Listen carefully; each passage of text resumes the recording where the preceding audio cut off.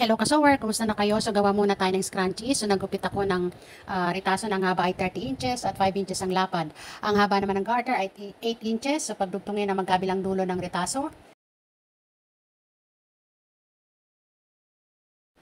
Sunod naman ay i-flat mo yung dalawang dulo ng pinagdugtungan at yung kabilang side ay i-roll mo para mapaloob siya. Yung parehong pinagdugtungan, yun ang tatahiin natin para magsara.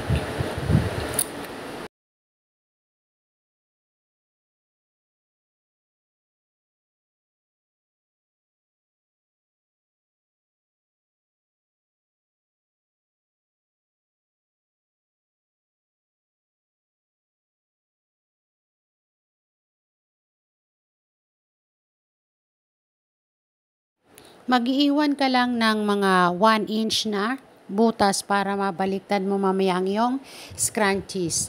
Pagkatapos ay nilagay na natin yung garter sa gitna. And then pagdugtungin ng garter, pwede mong itali, pwede mong tahiin. Pag napagdugtong mo na yan, yung butas kanina na hindi mo sinara, ay pwede mo nang baliktarin ang iyong scrunchies.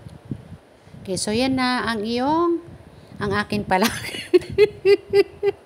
Ang aking scrunchies pa na